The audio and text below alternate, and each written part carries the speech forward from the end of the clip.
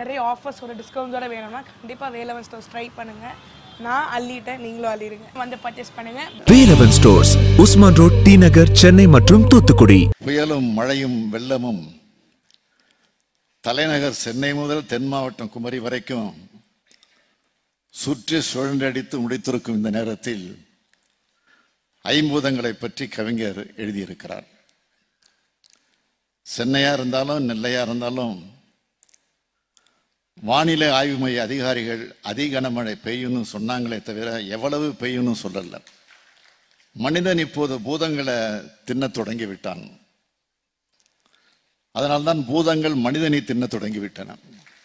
மழை பெய்வதில்லை, பெய்தால் அதிகமாக பெய்கிறது.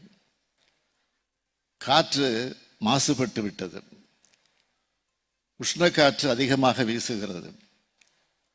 புவி அதிகப்படியாக வெப்பமடைந்து வருகிறது. நிலத்தடி நீர் ஆதாரம் குறைந்து விட்டது. இவை அனைத்தும் ஐம்பூதங்களை காக்க தவறியதன் விளைவுதான். இனியாவது விழிப்படையாவிட்டால் பேரழிவு அதிகமாகும் என்ற எச்சரிக்கை மணியைத்தான் மகா கவிதை மூலமாக வைரமுத்து அடித்துள்ளார். கவி பேரரசுக்கு நான் சொல்ல விரும்புவது, நான் கவிஞனும் அல்ல, கவிதை விமர்சகனும் அல்ல. கவிஞராகவும் கலை விமர்சகராகவும் இருந்து கோலோச்சிய தலைவர் கலைஞர் அவர்கள் மட்டும் இன்று இருந்திருந்தால்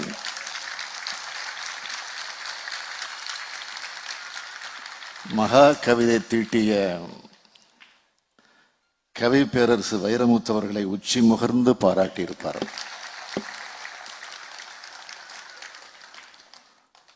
பொதுவா ஒரு கவிஞர் இன்னொரு கவிஞரை பாராட்ட மாட்டார். அப்படியே பாராட்டினாலும் கொஞ்சம் குறை சொல்லித்தான் பாராட்டுவாங்க. ஆனால் தலைவர் கலைஞரை பொறுத்தவரை அழகிய தமிழாக இருந்தால், தன்னை அசத்திய தமிழாக இருக்குமானால்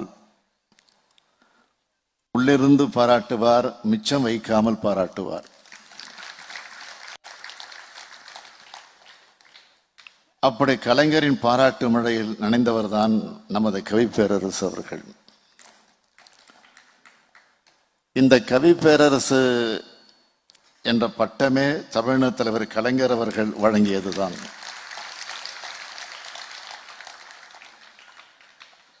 முதல்ல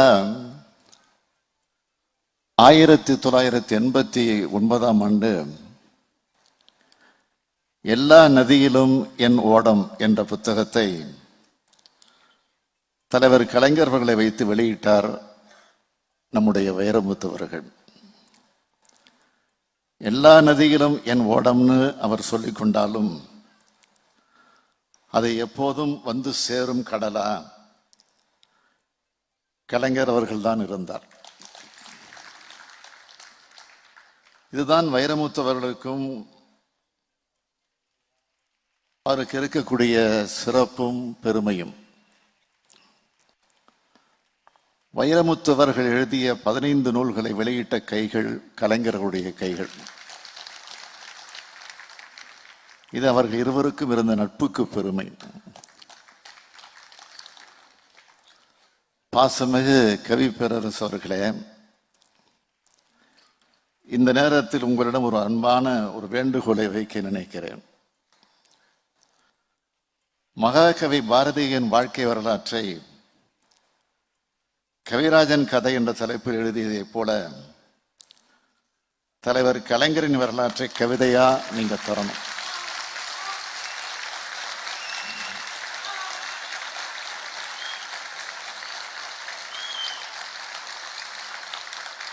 இது எனது அன்பான வேண்டுகோள். உங்கள் தமிழில் கலைஞருக்கு ஒரு கவிதை வரலாறு வந்தாக வேண்டும் என்ற உங்கள் ரசிகனின் வேண்டுகோள். இன்னும் கூட கொஞ்சம் உரிமையோடு சொன்னா கட்டளை.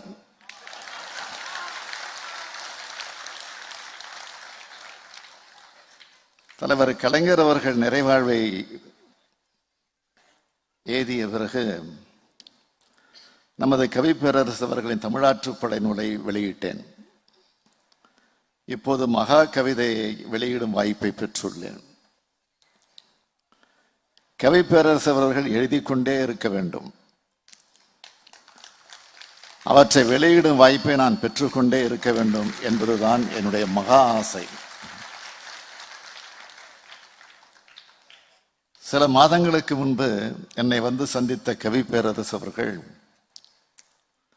இப்படி ஒரு நூலை எழுதி வருவதாகவும் அதை நான் வந்து வெளியிட வேண்டும் என்றும் கேட்டுக்கொண்டார். பொதுவா அவருடைய படைப்புகள் வார இதழ்களில் வெளியாகும். வார வாரம் படிக்கும் வாய்ப்பு வாசகர்களுக்கு ஏற்படும். ஆனால் இந்த மகா கவிதை என்பது மிக மிக ரகசியமாக இருந்தது. வார இதழ்கள் எழுதப்பட்டதல்ல இது. எதிலும் வெளியிடப்படாம நேரடியா புத்தகமா வெளியாகி இருக்கு. எனவே கவி பேரரசு அவர்கள் எதை பத்தி எழுதியிருக்காருன்னு எனக்கு ஆர்வம் ஏற்பட்டது. எனது ஆர்வத்தை தணிக்கும் வகையில் வைரமுத்தவர்களும் அவரது 2 கவிதை வாரிசுகளும் சேர்ந்து வந்து மகா கவிதை நூலை என்னிடம் வழங்கினார்கள். அந்த புத்தகத்தை வாங்கிய போது அதுவே மகா புத்தகமாகத்தான் இருந்தது. இன்னும் சொன்னா ஒரு புத்தகத்தை கையில் வைத்திருப்பது போல இல்லாம ஒரு வாளை கையில் ஏந்தியது போல நீளமா இருந்தது. படைப்பு தரமா இருப்பதை போல சில புத்தகங்களை தரமா தயாரிக்கிறது இல்லை. படைப்பும் தரமாக இருந்து புத்தகத்தையும் அதைவிட தரமாக தயாரிப்பதில் கவி பேரரசு கண்ணும் கருத்துமாக இருப்பார். அந்த வகையில் படைப்புலகத்துக்கு மட்டுமல்ல, பதிப்புலகத்துக்கும் இந்த நூல் மகுடமாக அமைந்துள்ளது. நிலம், நீர், தீ, காற்று, வானம் ஆகிய 5 பூதங்களை பற்றிய கவிதை தொகுப்பு என்பதை நீங்கள் அனைவரும் வாசிக்கும் போது உணர்வீர்கள். நிலம், நீர், தீ, வழி, விசும்போடு 5 கலந்த மயக்கம் உலகம் என்று சொல்கிறது தொல்காப்பியம். தொல்காப்பியம் தொடங்கிய இடத்துக்கு தமிழ் இலக்கியத்தை கொண்டு வந்து நிறுத்தி இருக்கிறார் கவி பேரரசு அவர்கள். பொதுவாக இந்த 5 பூதங்களையும் யாராலும் அடக்க முடியாதுன்னு சொல்லுவாங்க. ஆனால் அந்த 5 பூதங்களையும் ஒரு கவிஞனால் தமிழ் கவிதைக்குள் அடக்க முடியும் என்பதை மெய்ப்பிக்கும் புத்தகம்தான் இந்த மகான் கவிதை நூல். மழையை பற்றி கவிஞர் திரவ ஊசியால் பூமியின் துவாரம் போலும் துளைத்த மழை என்கிறார். அதைத்தான் நாம் சில வாரங்களுக்கு முன்னால் பார்த்தோம். இதைவிட மழையை விளக்க முடியாது. அடுத்து நீரை பற்றி சொல்கிறார். ஆதியும் நீரே, அந்தமும் நீரே, தாய்க்குடம் உடைந்து பிறக்கிறோம், தண்ணீர் குடம் உடைத்து முடிக்கிறோம் என்கிறார். சூரியன் தான் எங்கள் ஒற்றை உயிர் விளக்கு என்கிறார். காற்றாகிய நான் ஒரு நாள் நஞ்சூட்டப்பட்டால் மொத்த உலகமும் மூச்சொழியும் என்கிறார். கனிமம், தாவரம், நீர், நுண்ணுயிர், விலங்கு, காற்று, வானம், தீ அனைத்தும் நிகழ்கால மனிதா உனக்கல்ல, நீ கால்நடையாய் வந்த பயணி, நுகர்ந்தாயா போய்விடு என்று வழிகாட்டுகிறார் கவிஞர். இப்படி 5 பூதங்களும் கவிஞரின் தமிழில் அடங்கி கிடக்கின்றன இந்த நூலில். அறிவியலை, அதுவும் நவீன அறிவியலை சொல்லும் திறம் கொண்டது தமிழ் மொழி என்பதை நிரூபிப்பதாகவும் இந்த புத்தகம் அமைந்துள்ளது. வைரமுத்துவின் மொழி ஆளுமை, மொழி ஆற்றல் இதில் வெளிப்படுகிறது. மிக முக்கியமான காலகட்டத்தில் இந்த நூலை எழுதியிருக்கிறார் கவிப்பேரரசு. இதற்காக அவரை முதலில் பாராட்டணும். புயலும் மழையும் வெள்ளமும் தலைநகர் சென்னை முதல் தென் மாவட்டம் குமரி வரைக்கும் சுற்றி சுழன்றடித்து முடித்திருக்கும் இந்த நேரத்தில் ஐம்பூதங்களை பற்றி கவிஞர் எழுதியிருக்கிறார்.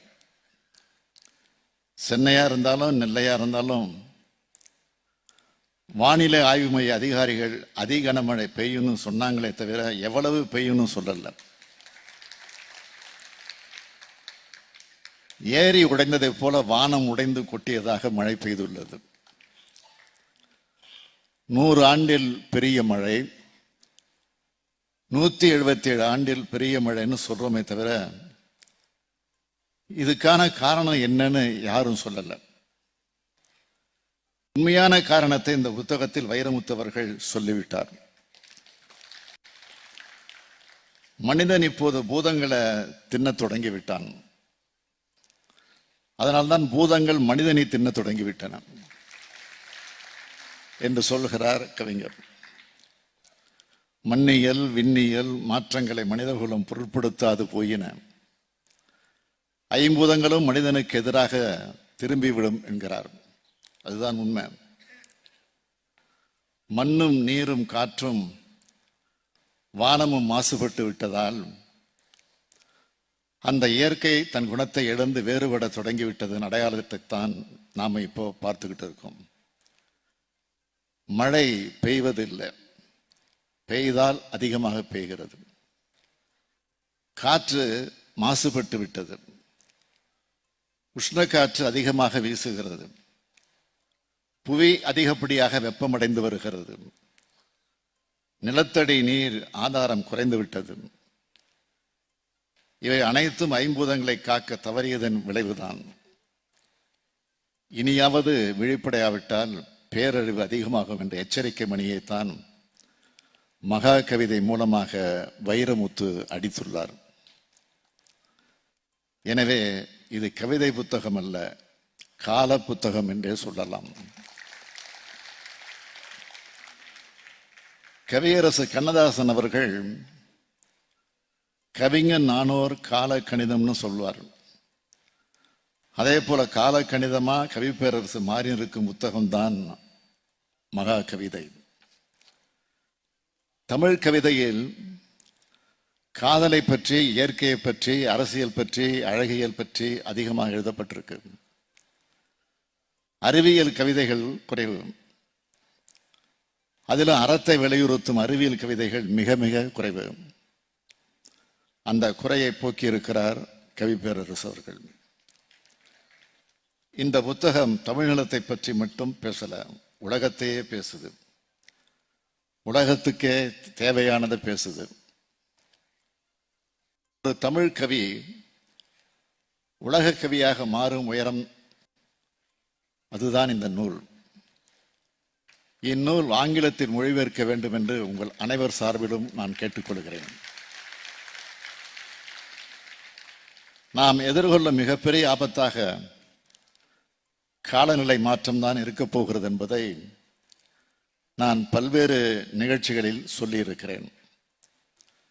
காலநிலை மாற்றத்தை உலகம் எதிர்கொள்ள, அதன் தாக்கத்தை மட்டுப்படுத்த 2050ஆம் ஆண்டுக்குள் கார்பன் சமநிலையை எட்ட வேண்டும் என்று பல்வேறு பன்னாட்டு ஆய்வுகளும் உச்சி மாநாடுகளும் அறிவுறுத்துகின்றன. கழக அரசு அமைந்ததும் இந்தியாவில் வேறு எந்த மாநிலமும் முன்னெடுக்காத பல்வேறு செயல்களை நமது திராவிட மாடல் அரசு மேற்கொண்டு வருகிறது. அதன் தொடக்கமாகத்தான் துறையின் பெயரை சுற்றுச்சூழல் மற்றும் காலநிலை மாற்றத்துறை என்று அறிவித்தோம். தமிழ்நாட்டிற்கான காலநிலை திட்டத்தை அறிவித்தோம். நிதிநிலை அறிக்கையில் அதற்கென 500 கோடியை ஒதுக்கி இருக்கிறோம். தமிழ்நாடு பசுமை இயக்கத்தின் மூலம் தமிழ்நாட்டின் காடுகளின் பரப்பளவை 21 விழுக்காட்டிலிருந்து 33 விழுக்காடாக அடுத்த 10 ஆண்டிற்குள் உயர்த்த திட்டங்கள் நடைமுறைப்படுத்தப்பட்டிருக்கின்றன. சுமார் 2,08,00,000 மரக்கன்றுகள் பதியம் போடப்பட்டு அவற்றை நடும் பணிகள் துவங்கப்பட்டுள்ளன. இந்த திட்டம் தமிழ்நாட்டின் பசுமை போர்வையை அதிகரிப்பதோடு மட்டுமில்லாமல் கார்பனை உள்வாங்கவும் பயன்படும். காலநிலை மாற்றம் குறித்து பள்ளி கல்லூரி மாணவர்கள், தொழில் முனைவோர் என சமூகத்தின் அனைத்து மக்களுக்கும் கொண்டு சேர்க்க காலநிலை அறிவு இயக்கத்தை தமிழ்நாட்டில் செயல்படுத்த போறோம். இந்த அனைத்து திட்டங்களையும் ஒருங்கிணைக்க இந்தியாவிலேயே முதல் முறையாக தமிழ்நாடு கிரீன் கிளைமேட் கம்பெனி உருவாக்கப்பட்டிருக்கு. மக்கள் கடைகளுக்குள் செல்லும்போது வீட்டிலிருந்தே பைகளை எடுத்து செல்ல வேண்டும் என்பதற்கான குறியீடாக மீண்டும் மஞ்சப்பை இயக்கம் துவக்கப்பட்டிருக்கு. இவை அனைத்தையும் ஒருங்கிணைக்க காலநிலை மாற்றத்தை எதிர்கொள்ள காலநிலை மாற்ற நிர்வாக குழு எனது தலைமையில் அமைக்கப்பட்டுள்ளது. அதில் பல்வேறு விஷயங்களை ஒருங்கிணைத்து செயல்படுத்த அரசு சாராத பலரும் சேர்க்கப்பட்டிருக்காங்க. இந்தியாவில் வேற எந்த மாநிலமும் இந்த அளவுக்கு சுற்றுச்சூழலில் கவனம் செலுத்தல. சமீபத்தில் ஏற்பட்ட புயல், மழை, வெள்ளம் ஆகியவை சூழலியல் பிரச்சனைகள் மீது அதிகமான கவனத்தை ஈர்க்கின்றன.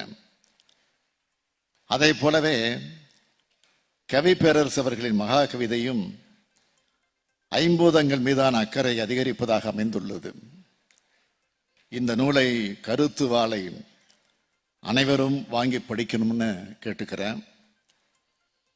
இந்த கவிதைகளை படிப்பதோடு அதன்படி நடக்கணும்னு கேட்டுக்கிறேன். கவி பேரரசு அவர்களே, உங்கள் தமிழ் கவிதையை தமிழ்நாடு பேசும்,